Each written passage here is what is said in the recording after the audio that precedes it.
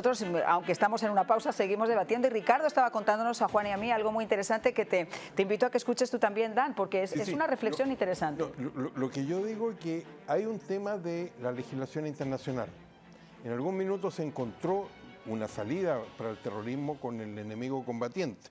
Ahora probablemente van a tener que encontrar también un camino como la utilización de la Fuerza Armada que existe en cualquier país. Claro, para reforzar sus fronteras. En segundo lugar, está el tema de que ya hay un problema legal en el siguiente sentido. Hay una legislación internacional que Estados Unidos no ha firmado. En general, Estados Unidos firma pocos tratados, incluyendo pocos tratados de derechos humanos, porque no firma nada que le limite el poder a la Corte Suprema. No hay nada al respecto. Entonces, ¿qué ocurre en este sentido?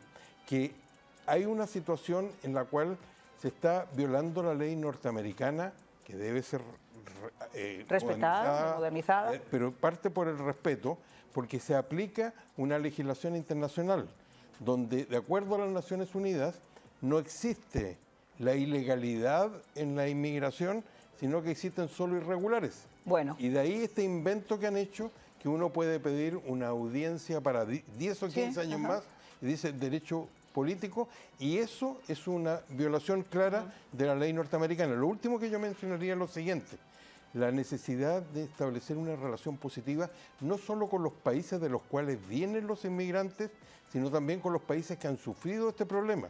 Porque, por ejemplo, la inmigración tan masiva que ha creado el castrochavismo en Venezuela, antes de llegar a Estados Unidos, pasó por todos los países latinoamericanos, claro. Y se encontrarían con el mismo problema, y con esto termino, que se va a encontrar el presidente Trump, que Maduro no les acepta. Sí rompió, por ejemplo, con Boric, que siempre fue chavista hasta ahora, hasta que no les quiso aceptar de vuelta a aquellos que expulsaban a la Corte Suprema. El tema además es la migración como chantaje, que es exactamente lo que se está produciendo en este momento. Nadie habla de eso, pero la migración ha sido utilizada como un instrumento de chantaje. Lo más interesante de lo que tú estás hablando de las leyes es que se supone que si alguien está pidiendo, una persona será de Cuba, de China, del país que sea, está pidiendo asilo político, que tienen que pedir asilo político en el primer país seguro, efectivamente, donde tocan piso. Hay 16 países seguros en Latinoamérica, y México siendo uno de ellos. Quiere decir que si una persona pidiendo refugio de Cuba tiene que pedir asilo en México, si es en México donde llegó primero, o uno de los países donde tocaron primero. No pasar por México y decir, no, por aquí no nos queremos quedar, queremos seguir hasta Estados Unidos. Permiso. Y la otra cosa es lo que usted habló, que le dicen irregulares. Discúlpame. Aquí lo que se le debe de clasificar es como invasores, porque son gente que están invadiendo este país, que son gente que están mandando de Venezuela, de las cárceles y de los manicomios, también de ciertas partes de África. Esos son invasores a este país, no son irregulares. No son, y no tampoco son inmigrantes ilegales ni nada de eso. Son invasores. Un segundito. Tengo que incluir también a Dan, porque nos está escuchando. Dan, yo no sé qué opinas de lo que estamos escuchando, pero ahora con esa nueva cantinela del famoso irregular en lugar de ilegal, como decimos, 11 millones de personas aquí que se han acogido además a programas incluso de parol, que se han acogido a programas donde piden, por ejemplo, asilo, y el problema que hay con el asilo es que la persona que de verdad lo necesita, la persona que de verdad tiene que salir huyendo de su país por una cuestión de vida o muerte, se ha visto saturada por todas estas peticiones de asilo, que esto está bien, la gente tiene derecho de repente a vivir una vida mejor, pero a lo mejor esos sueños de vivir una vida mejor no tienen nada que ver con una petición de asilo donde la persona que lo necesita, que está siendo perseguida políticamente, a veces se encuentra con que no le dan el asilo porque hay 400 por delante de él. Sí, eso es lo que pasa, que una cosa es que una administración le dé la bienvenida a todo el mundo sin previa autorización o permiso para llegar a la frontera, y luego le dé entrada con este sistema inventado de parole por parte de la administración de Biden. Otra cosa es que una administración entonces tome medidas para fortalecer la frontera y dígale que aquí no se va a dar entrada a menos de que tenga ya previa autorización o permiso para entrar al país. Esos son, yo creo, dos perspectivas muy distintas. Otra cosa es, hay que ser prácticos también. Sabemos que la frontera entre México y Guatemala está reducida y es ahí donde puedes parar el flujo. ¿Por qué no México, Sheinbaum, aceptar la ayuda de los Estados Unidos de más recursos, de una cerca o muros más grandes? Y recuerdo ver las imágenes de los migrantes que llegaron en caravana, trepados por encima de lo que era el portón ahí en la frontera de Guatemala y México, y la derrumbaron. O sea, no había lo suficiente de milicia o soldados o elementos de soldados para parar lo que era ese flujo masivo. ¿Por qué llegaba esa caravana? Porque Biden le había dado la bienvenida. Les estaba diciendo, vénganse todos. Entonces yo creo que ese es parte del problema.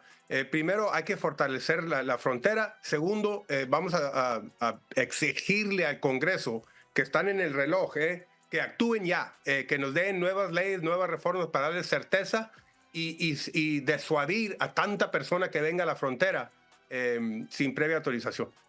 Bueno, cortito, porque tengo que irme a la pausa. Cortito, yo creo que establecer una relación con los países que ya pasaron este tipo de problemas. Por ejemplo, Chile es un país que en los últimos años ha recibido la frontera norte de Chile muy parecida a la frontera sur de Estados Unidos y tuvo que recurrir un gobierno que no los quiera a las Fuerzas Armadas, no les quedó otra alternativa. Incluso hoy día se están preparando para cuando Estados Unidos no los acepte, para que vayan de vuelta, porque el porcentaje, por ejemplo, que ha llegado a Venezuela es muy superior al que ha llegado y siempre va a ser lo mismo. Entonces, esos elementos es muy básico que eso exista. Al mismo tiempo, esta buena voluntad que hoy día se ha creado, y creo que el país básico para Estados Unidos es México. Recordemos que Obama incluso solucionó su problema pidiéndole a los mexicanos que cumplieran el rol de detener el tráfico desde Guatemala. Que fue básicamente lo que hizo Donald Trump cuando también negoció con Andrés Manuel López Obrador. Lo mismo que dijo Dan y lo mismo que dije yo anteriormente, que es en esa frontera de México con los otros países, hay que ellos aprieten, y si no, que los americanos lo van a apretar económicamente. No solamente van a apretar económicamente a México, sino a cualquier país que no quiera recoger los inmigrantes ilegales o los invasores que han mandado para acá. Económicamente, los Estados Unidos va a apretar al que no recoja sus ilegales. Y eso es una cosa que ya lo ha hablado Trump y que lo va a cumplir Trump. Tienen que llevar, todos los que mandaron para acá se lo van a tener que hacer. Pero en la campaña Trump siempre aprobaba el acuerdo al que llegó cuando, a cambio de no aplicación de las tarifas, llegó a un acuerdo con México. Siempre va a ser mejor tener la colaboración de México. Por supuesto. Yo creo que sí. Además, fíjense otra cosa. Antes mencionaban, por ejemplo, a Bukele. La inmigración aquí a Estados Unidos de El Salvador, 83% ha bajado. O sea, ¿se imaginan ustedes? 83% de la población salvadoreña prefiere ahora quedarse en su país que arriesgarse a venir a una frontera que no es segura. Y otro dato importante, antes de cerrar este tema para pasar a otro tema. Otro tema importante es, por ejemplo, que dentro de esos 11 millones de indocumentados, como yo les estaba comentando, primero, cualquier país hace cumplir la seguridad de sus fronteras. México es el país que tiene una de las regulaciones migratorias, yo les diría, más duras que existen no solamente en Latinoamérica, sino en el mundo. Es decir, todo el mundo tiene derecho a proteger su nación y sus fronteras, pero sobre todo porque en esos 11 millones de indocumentados, aprovechando la situación de irregularidad que hay con algunos países, han entrado, como les decía, cédulas terroristas que están en estos momentos asentadas en muchas ciudades sin que sepamos cuántas son y cómo son. Individuos que estaban en esas listas de los terroristas más buscados del mundo.